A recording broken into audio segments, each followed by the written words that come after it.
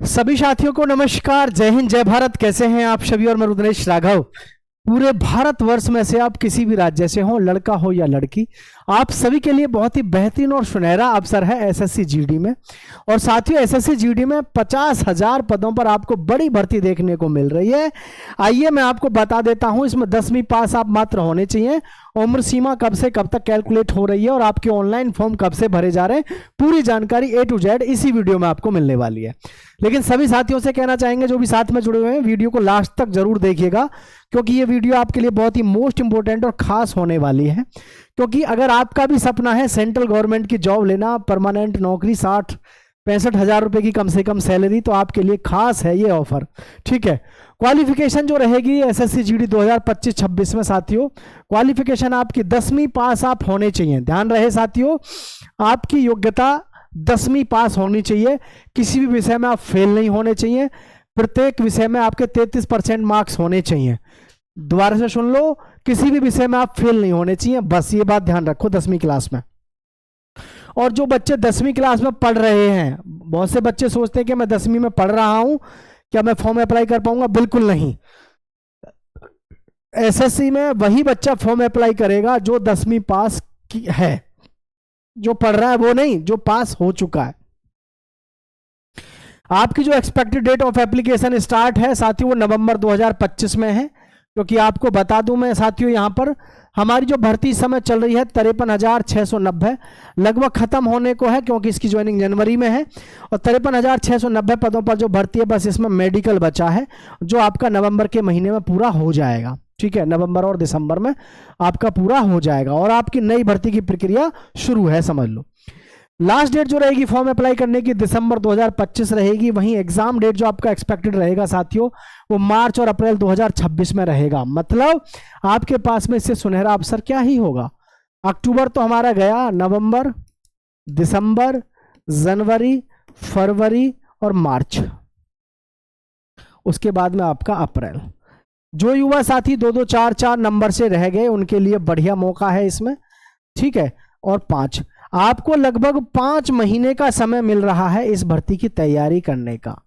और वो युवा साथी खास करके जो इस 53,690 भर्ती में रह गए हैं, उनके लिए तो ये गोल्डन अपॉर्चुनिटी, अगर उनकी एज इसमें आ जाती है तो। क्योंकि आप सबको पता होना चाहिए, जो युवा साथी उस भर्ती में रह गए हैं 53,690 वाली में, उनके पास में गोल्डन अपॉर्चुनिटी इसलिए 2-2, 4-4, 6-6 नंबर से जो रह गए हैं, तो वो सबसे ज्यादा फायदे में रहेंगे। वो सिलेक्शन इसमें 100% डाल देंगे, अगर अब की बार लगातार ये 4 महीने अपनी तैयारी में लगे रहते हैं तो। एसएससी जीडी में यूट्यूब पर बहुत से लोग पढ़ा रहे हैं, लेकिन सबसे बड़ी बात यह है, अगर आप एसएससी जीडी की पढ़ाई कर रहे हैं तो आपको ये बात ध्यान रखनी चाहिए कि एसएससी जीडी के लिए जो बेस्ट है वो है, आप कोई भी एक बुक उठा लो। मैं ये किसी प्रकाशन की मैं आप पे वो नहीं कर रहा हूं, कोई भी बुक उठा लो, आप एक बुक जरूर पढ़ा करो आप किसी भी सिलेक्शन के लिए। उस बुक से आपको ये फायदा रहता है कि वास्तविकता से आपको परिचय हो जाता है। और कभी आप एक बार बुक पढ़ के देखो, कोई सी भी उठा लो, अरिहंत वगैरह की, किसी की भी, मतलब किसी भी पब्लिकेशन की, आपको तब पता चलेगा कि जितने भी यूट्यूबर्स हैं ज्यादातर सभी क्या करते हैं कि बुकों में से, इन्हीं में से मटेरियल उठाते हैं। आपको भी पता है मटेरियल तो सब में वही रहता है, बस ये है कि हाँ सर्टेन सिलेबस हमको पता चल जाता है अच्छे से। ठीक है, चलिए अब हम जो बात कर रहे हैं यहाँ पर, सबसे मेन चीज है आपकी कि भाई आपके पास में 4 से 5 महीने हैं एग्जाम में, तो ये मौका आपको छोड़ना नहीं चाहिए। अगर ये मौका आपने छोड़ दिया तो फिर तो आप समझ लो आपके साथ में गड़बड़ी। ये मौका आपके पास में सुनहरा है। और 60,000 से 61,000 कम से कम आपका वेतन होता है। सरकारी सारी सुख सुविधाएं होती हैं, सेंट्रल गवर्नमेंट की जॉब रहती है, परमानेंट नौकरी है, और तो आपको क्या ही चाहिए। ठीक है, आगे मैं बात करूं एज लिमिट की और रिलैक्सेशन की, तो 18 से 23 साल तो रहती है जनरल कैटेगरी के लिए, और जो एज रिलैक्सेशन है ओबीसी के लिए वो 3 साल का है। मतलब 18 से लेकर के जो ओबीसी के युवा साथी हैं, हमारे भाई बहन हैं, 18 से लेकर के आपकी उम्र रहती है 26 साल, और जो हमारे भाई बहन एससी और एसटी से हैं, उनकी उम्र हो जाती है आपकी 28 साल तक।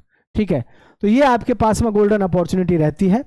और अगर हम बात करें जो आपकी डेट है एक्सपेक्टेड कि कब से कब तक के युवा साथी इसमें अपना फॉर्म अप्लाई कर पाएंगे, तो इस उम्र सीमा को आप देख लो। और अगर किसी को ये कंफ्यूजन लगे कि सर मेरी समझ में नहीं आ रहा, मैं इसमें फॉर्म अप्लाई कर पाऊंगा या नहीं, पता नहीं मेरी डेट इसमें आएगी या नहीं आएगी, तो मैं आपको यहाँ पर एक सुविधा दिए देता हूँ, आप नीचे कमेंट में अपनी डेट ऑफ बर्थ लिख देना एसएससी जीडी के लिए, माय डेट ऑफ बर्थ ये, और हम आपको निश्चित रूप से वहाँ पर रिप्लाई कर देंगे कि हाँ आप इसमें फॉर्म आप डालने के योग्य हैं या नहीं हैं।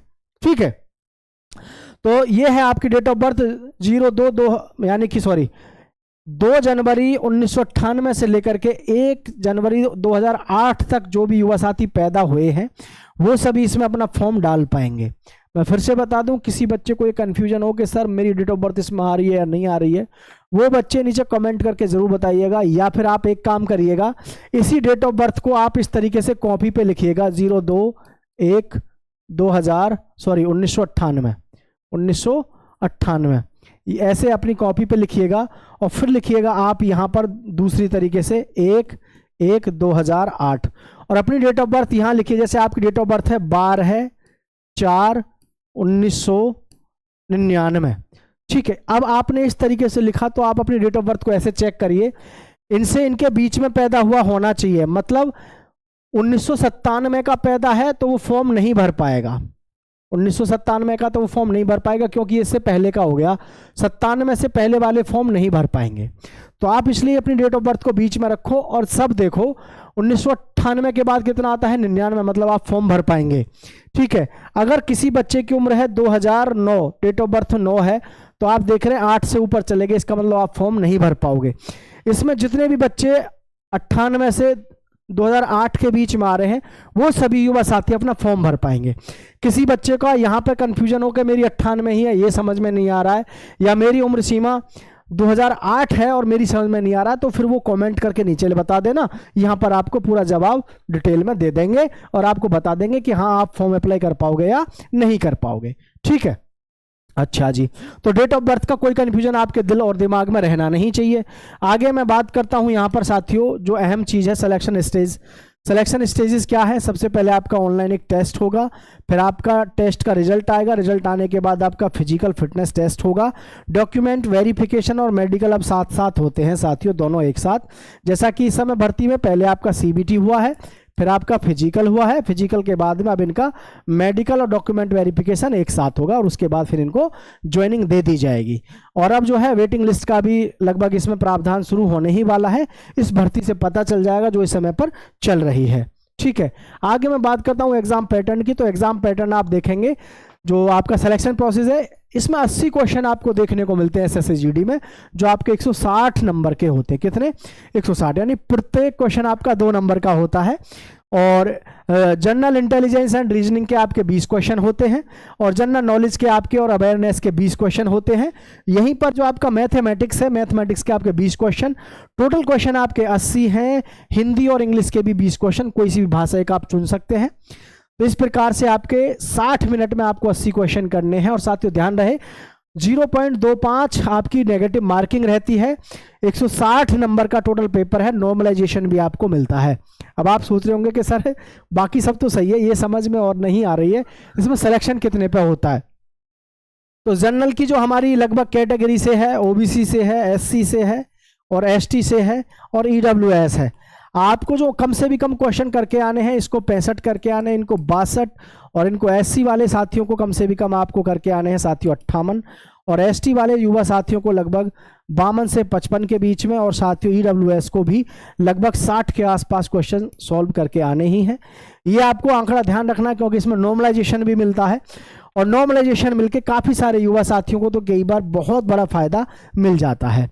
फिजिकल फिटनेस रिक्वायरमेंट की बात करें साथियों, तो आपको ध्यान रखना, जनरल कैटेगरी से जो मेल कैंडिडेट उनकी हाइट 170 सेंटीमीटर होनी चाहिए, एसटी के लिए 162.5 सेंटीमीटर होनी चाहिए। कितनी? 162.5 सेंटीमीटर। और जो हमारी फीमेल कैटेगरी से हैं, फीमेल के लिए 150 सेंटीमीटर आपकी चाहिए एसटी के लिए, जनरल ओबीसी के लिए 157 centimetre, ST of north east state के लिए 147.5 और 152.5 सेंटीमीटर अलग अलग तरीके से होती है। चेस्ट की बात करें तो लड़कों की जो चेस्ट है, केवल लड़कों की चेस्ट मांगी जाती है साथियों मेल कैंडिडेट्स के लिए। ये तो आपको भूलना ही नहीं है कि 5 सेंटीमीटर का आपका फुलाव होना ही चाहिए। अगर आप कोई भी भर्ती देख रहे हो, बेल्ट की भर्ती है या डिफेंस की भर्ती है, तो 5 सेंटीमीटर का फुलाव तो चाहिए ही चाहिए। ठीक है, अब मैं बात कर लेता हूं फिजिकल की। तो फिजिकल में आपका क्या क्या होता है, 5 किलोमीटर की रनिंग होती है 24 मिनट में, फीमेल के लिए 1600 मीटर की रनिंग होती है 8.5 मिनट में।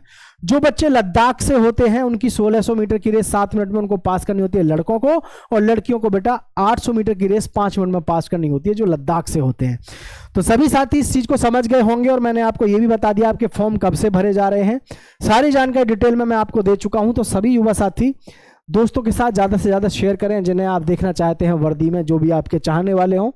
और ध्यान रहे 2025 में जाते जाते आपको बड़ी भर्तियों का मौका मिल रहा है, चाहे आरपीएफ की बात करें, चाहे रेलवे ग्रुप डी की बात करें, चाहे आपके एसएससी जीडी, ठीक है, बहुत सारी वैकेंसी आपका इंतजार कर रही है, सिर्फ जरूरत है तो तैयारी करने की। सभी साथी चैनल को सब्सक्राइब करके दोस्तों के साथ शेयर करिएगा। जय हिंद, जय भारत साथियों।